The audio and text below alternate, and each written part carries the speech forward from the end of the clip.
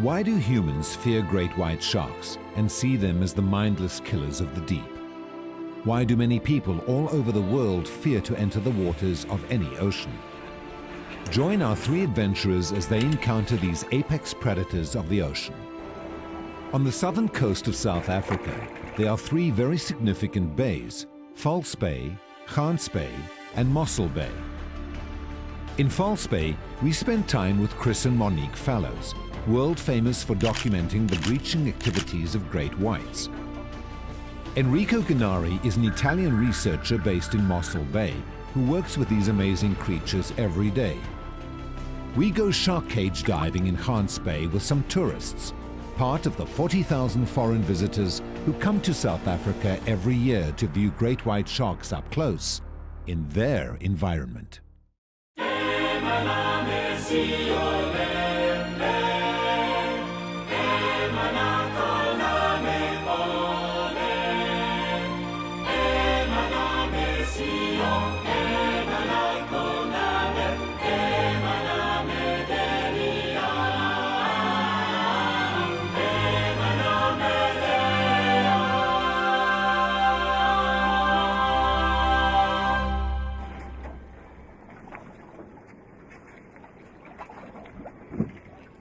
Chris Fallows is a famous wildlife photographer, naturalist and conservationist, best known for documenting breaching activities of South Africa's great white sharks.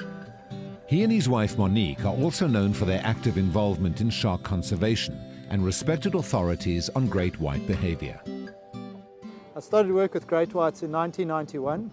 I worked at a location called Dyer Island for 4 years as a volunteer for the White Shark Research Institute. And then in 1996, I started with a colleague at Seal Island. We were very fortunate to discover the incredible breaching shark behavior. And I started my own small business there, and slowly over the years I've built it up and been very privileged to spend nearly 2 decades working with a magnificent animal.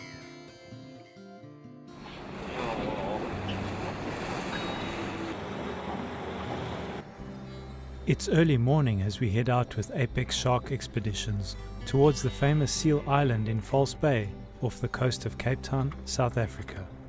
It's July, which means that it's midwinter in the Cape. There's no wind, but the air is cold. Soon we spot seals making their way toward the island after having been out for an early hunt, but these hunters also find themselves the hunted.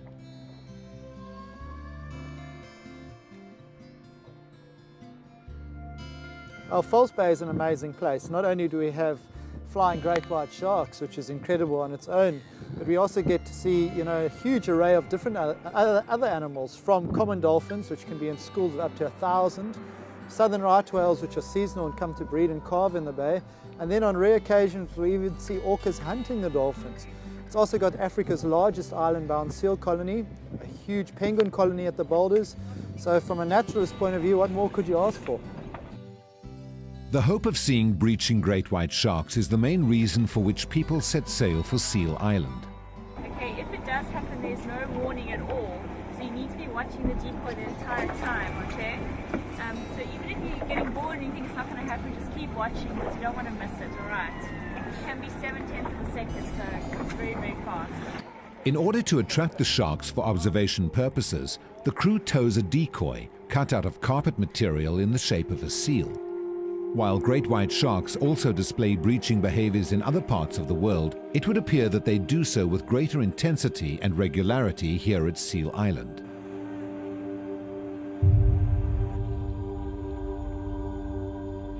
Today wasn't a day for a breach, but when a huge school of dolphins came by, our disappointment quickly diminished.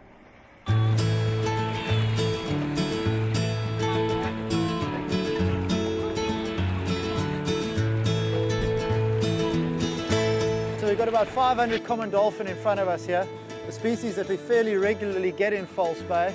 They form these immense schools. They come in here to feed primarily on sardines and anchovy, and it's just an unbelievable sight. It's one of the true privileges that we have working out here in False Bay when we get to see these huge schools. You can see at the moment they're actually looking for bait fish. They're on a searching mission, going looking for prey, and probably in the next hour or two they'll form up into an even tighter knit unit and then be joined by the gannets and maybe even Brutus whales. and you might start seeing what we know as a bait ball, which is one of the spectacular things we have along our coast, particularly on the sardine run.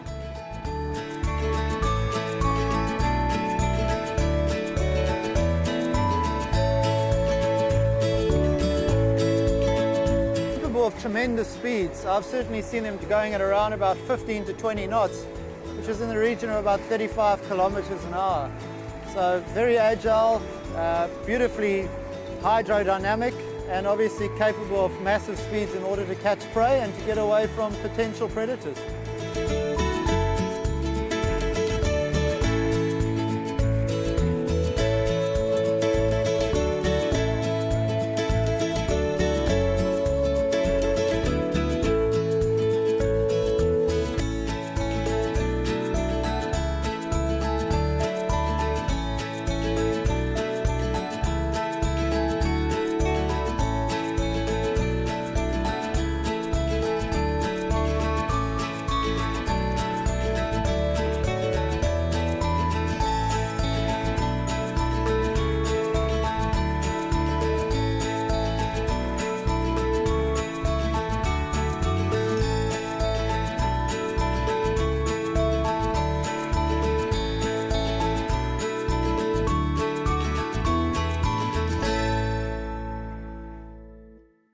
Great white sharks congregate around Seal Island around April every year.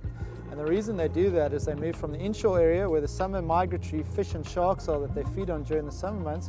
They move away from False Bay, and as such the white sharks have got just the seals to feed on. By that stage the seals have also been weaned off their mothers. They're about 6 months of age and they're going out to feed for the first time. So they're a good, nutritious and fat, energy-rich meal for the white sharks. And they're also relatively inexperienced going on their first feeding forays. So for the white shark, it's a perfect time to go to Seal Island, and all the features come together like nowhere else on Earth. Your topography is perfect, and you've also got high concentrations of teenage great white sharks competing for a relatively limited food source. So that's why you see these incredible aerial displays when they're hunting with the seals. As any photographer will know, you've never got the perfect shot, and there's always something that could be a little bit better. So you're always striving to get that image. And the most important thing for me though is to obviously capture the true essence of the natural struggle that we have there. It is a life and death battle. And I think, if the image can convey that, the seriousness of that encounter to people, then I've achieved something. Chris Fallows and his team have observed and documented over 5,500 great white shark predatory events since 1997.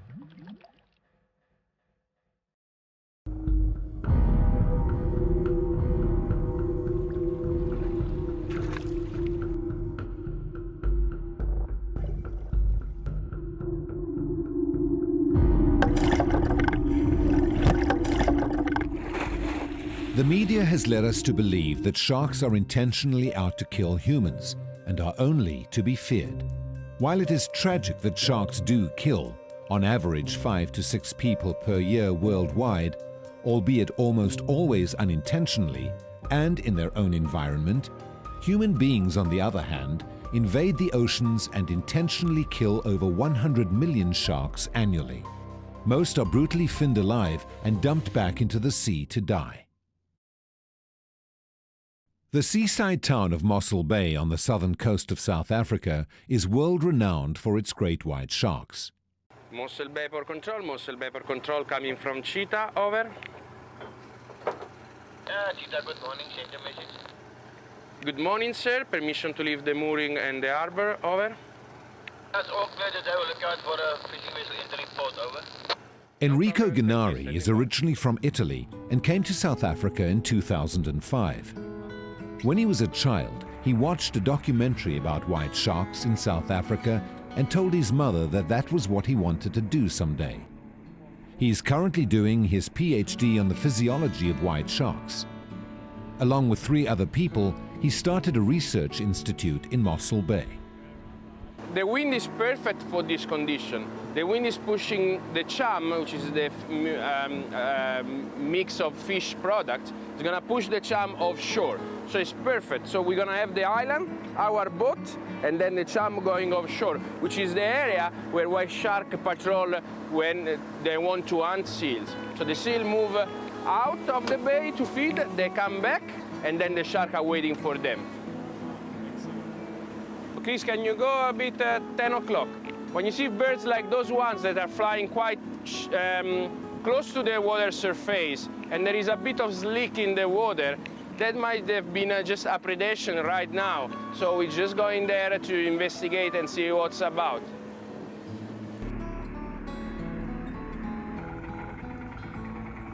Here we had most likely a small seal, doesn't look too big, so a small seal that was coming back, and a white shark ambushed it. And that's the remain of the attack. It was a very clean, most likely a white shark ate the two parts of the body and left that's part of the intestine.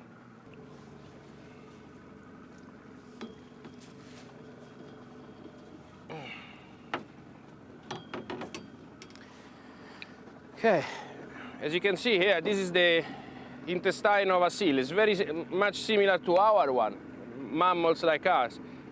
Lots of blood vessel, and this is just the remain of a predation.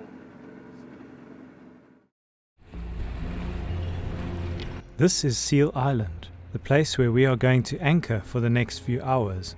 Hopefully we'll be able to view some large great whites. This is a dorado fish, also called dolphin fish.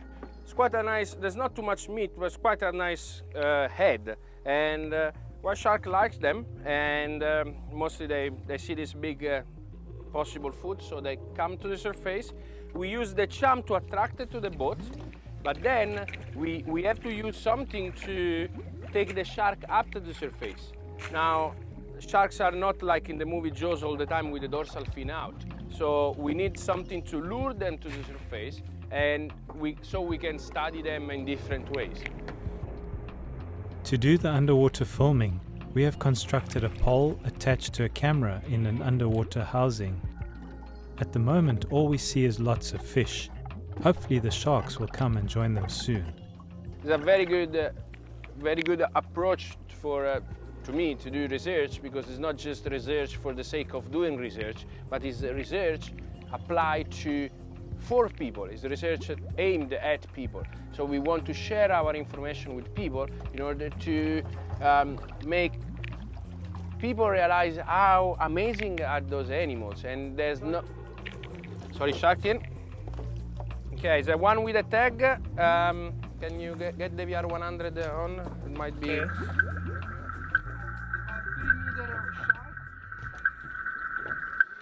Okay, we might have a 3 and a 3.5 meter shark around. One is called Pinocchio and the other is called Sparta. And at the moment we have two sharks. 1, 2. This is the sound from a shark.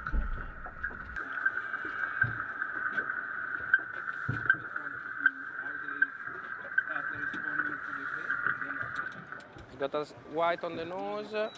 No, it's just checking out. Here you go, the dorsal fin. Now we should turn. They have a scar on the right hand side, number 3.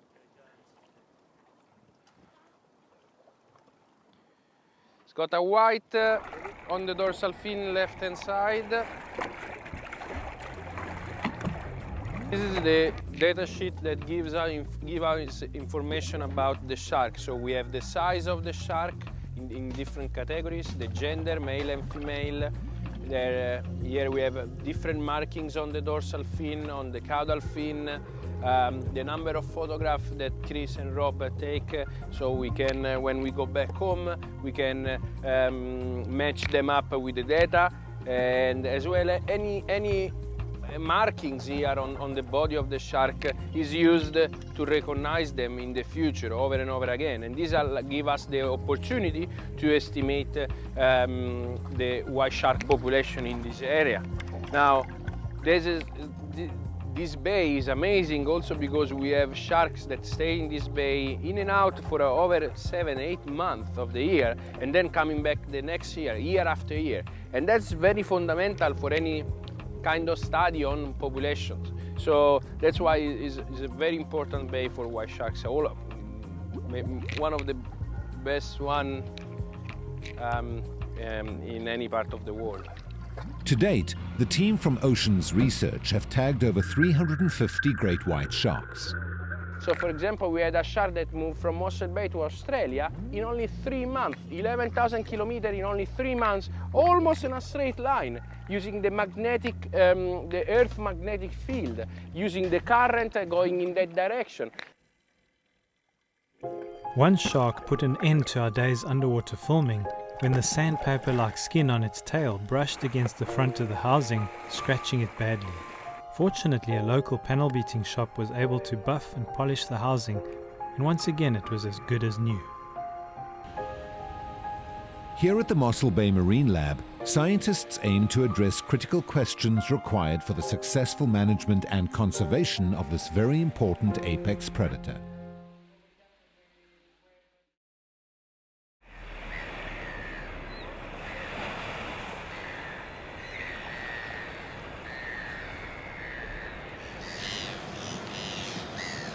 Herzlich willkommen zu Meine tierischen Begegnungen.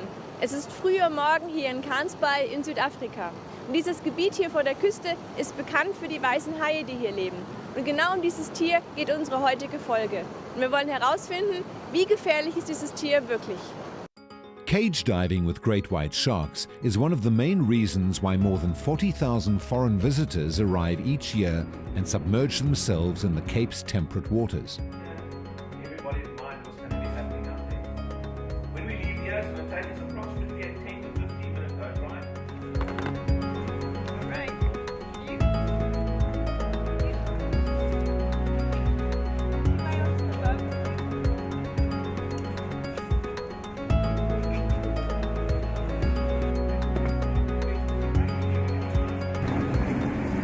Cage diving is a safe way to see these great sharks in their own environment, and for many people, it is a once-in-a-lifetime experience. It's very important that everything remains inside the cage. Before you all start to panic though, this is not like the movies, it is not the movie Jaws. Hopefully this morning you will see that actually the majority of white sharks are very calm, very cautious animals, very majestic under the water, very graceful, okay?